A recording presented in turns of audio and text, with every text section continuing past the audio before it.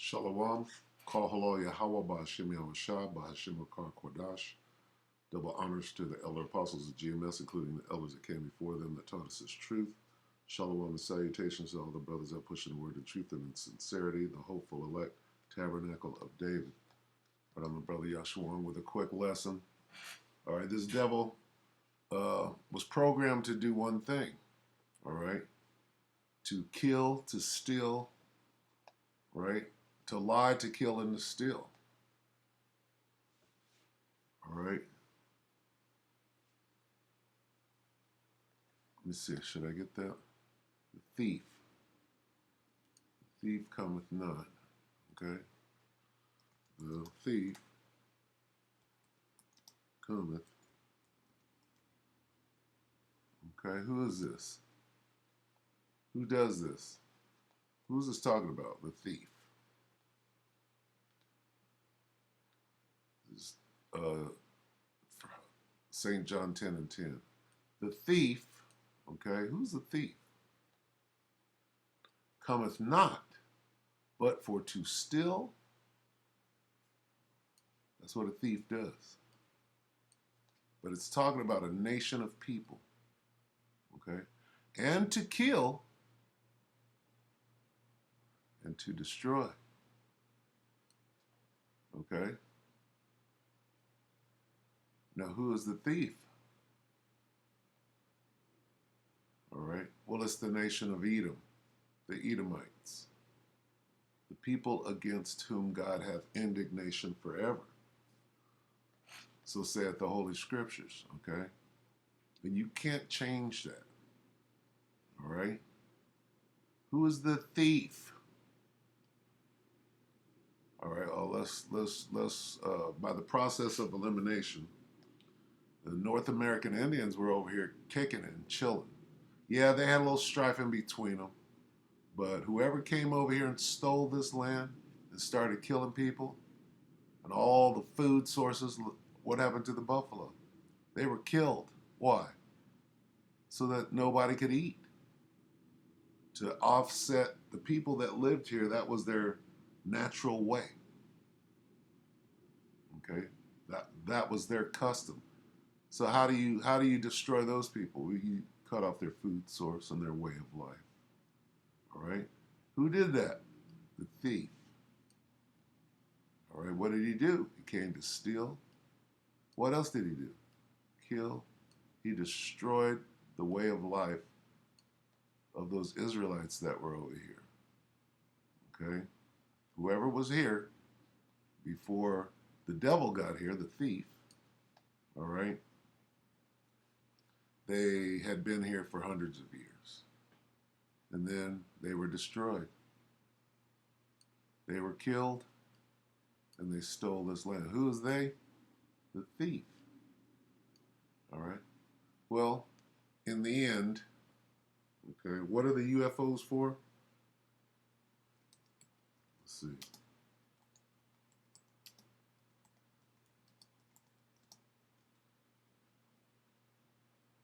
Uh-oh.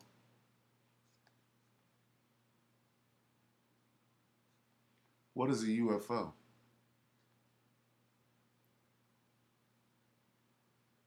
It's the chariots of Israel. I will bring it forth. All right? And we're seeing it now. And they have to explain it away. This thief has to explain it away. Well, first of all, it's unidentified. Well, it is identified. It's right here. Then there's a little green man in it. That's a lie too. All right? I will bring it forth, saith the Lord. What? Those chariots, saith the Lord of hosts, the Lord of the armies. And it shall enter into the house of the thief. Well, how did the thief even get this house? Well, he stole it. Okay? What is a UFO for? Okay? Well, whatever it's for, God, Yahweh of hosts, is going to bring it forth, and it's going to enter into the house of the thief, okay? And into the house of him that sweareth falsely, by my name. That's a lie. The liar. Okay? They got a Bible in your hand. They make you swear in on it when you're in the courtroom, and they throw it over their shoulder and bring out the penal code. Okay? And it shall remain in his house. And whose house? The thief. Where's the thief's house? Well, he stole it. It's called America. All right? So those UFOs are entering into the house of the thief. And what are they going to do? They're going to consume it. What does it mean to consume? To burn up. Consume it with the timber thereof and the stones thereof. Okay? All right? That's what the UFOs are for, but it's not even about the UFOs. It's about the thief. Who is this? All right? Who's the thief? Well, the thief cometh not but for to steal and to kill and to destroy. All right? Let's go back. Micah 2 and start at 1. Woe to them that devise iniquity and work evil upon their bed. Who does that? The thief, the nation of Edom. When the morning is light, they practice it because it is in the power of their hands. It's that witchcraft. All right? And they covet fields. What does that mean? They steal people's land. They long for something that is, this man is a vagabond. He has no home. And they covet fields and take them by violence. America. Okay? And houses, right? Teepees, if you will. And take them away. So they oppress a man and his house, even a man and his heritage. Therefore, thus saith the Lord, Yahweh, behold, against this family, what family? Family of the thief, the Edomites, do I devise an evil, from which ye shall not remove your necks. Okay, we're going to put our knee on your neck. Neither shall you go haughtily, for this time is evil. Right? In that day shall one take up a parable again. Whoever's home you went and stole in their land, Afghanistan, and lament with a doleful lamentation and say, we be utterly spoiled. What happened to the Afghanis? And it's happened before. Russia was over there. Everybody was over there doing what they tried to do and then got flushed out. He hath changed the portion of my people, right? How hath he removed it from me? What? My land. Turning away, he hath divided our fields.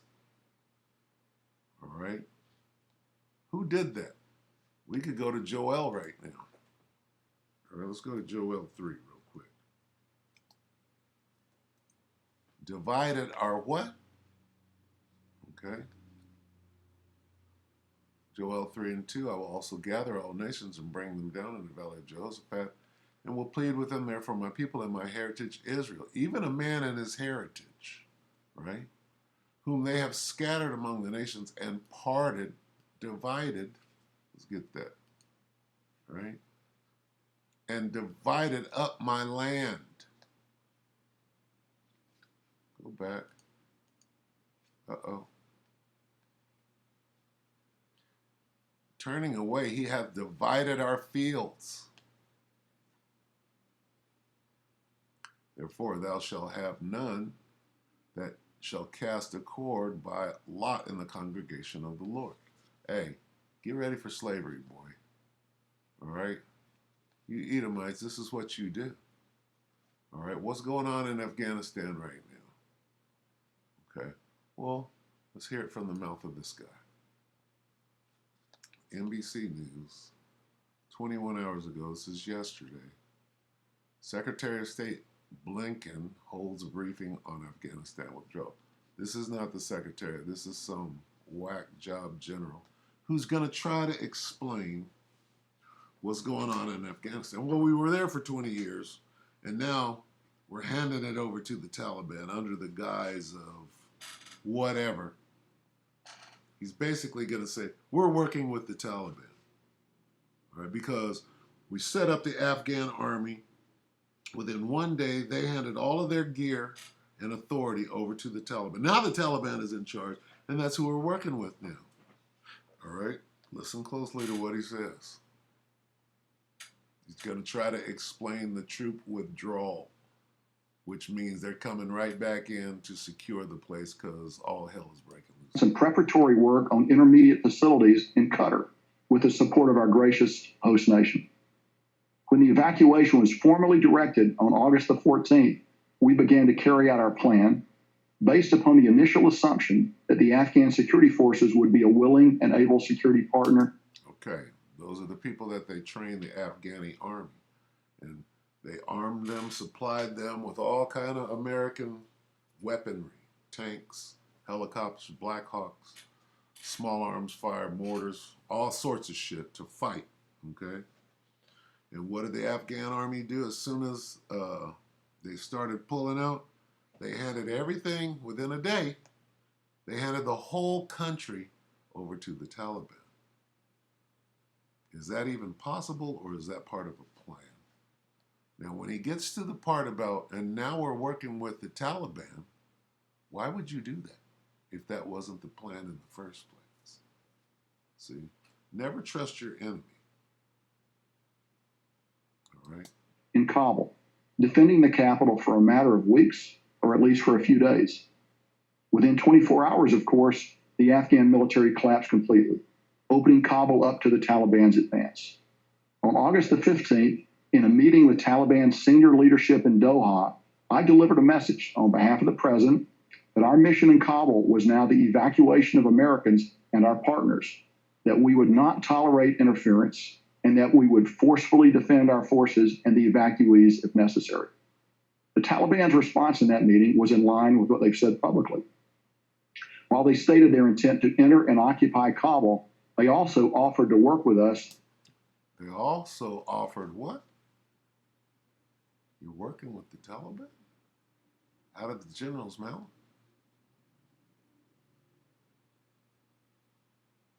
On what are you working together?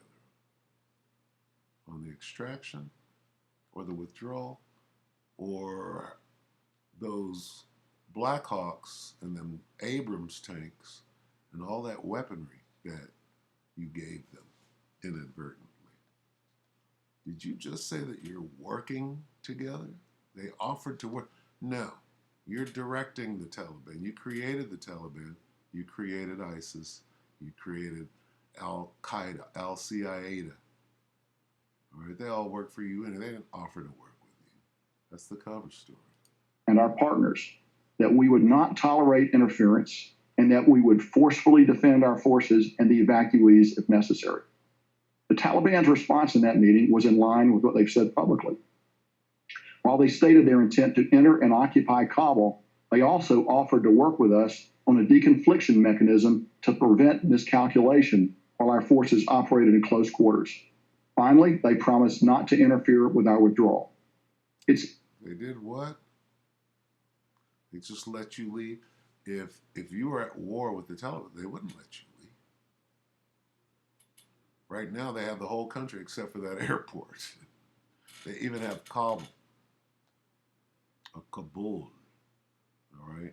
What's really going on over there? Important to understand that within 48 hours of the NEO execution order, the facts on the ground had changed significantly. We had gone from cooperating on security with a longtime partner and ally to initiating a pragmatic relationship of necessity with a longtime enemy. What? I don't think you're enemies. I think you've been working together to get to this point. All right? And I'm not going to speculate on what the plan is, but we're going to sit back and watch. The point is that you're working together out of your own mouth. And whatever comes out of your mouth, all right, every word that comes out of your mouth is a lie. All right? Look at this.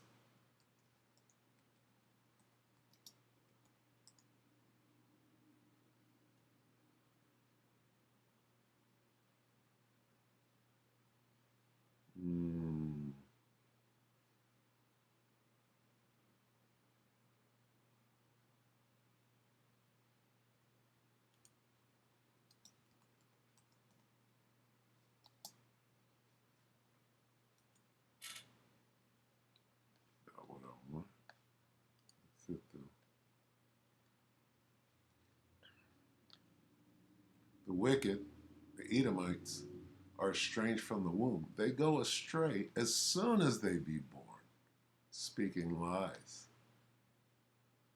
Okay? This is what they do. It's all deception. The word devil means deceiver. And that's what this devil does. Okay? They covet fields, right?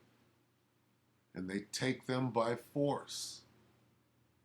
They didn't gain control of all of Afghanistan by negotiating. They went over there dropping bombs.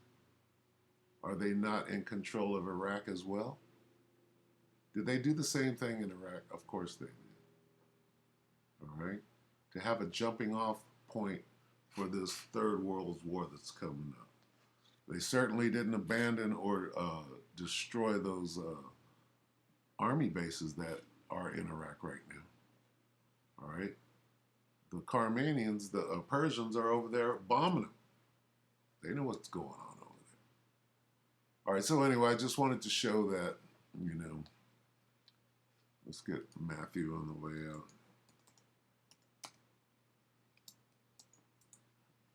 This is the most important thing that Yahushua said. All right? The first thing is the most important thing. Okay? Unless he says at the end, and above all. All right? And as he said, this is Matthew 24:3, and as he sat on the Mount of Olives, the disciples came unto him privately, saying, Tell us, when shall these things be? And what shall be the sign of thy coming and of the end of the world? And Yahushua answered and said unto them, Take heed that no man deceive you. Okay? Why? For many shall come in my name, saying, I am anointed, and shall deceive many. Many shall come and deceive many. I'm coming in the name of Jesus, country, God and country, to steal your land, right?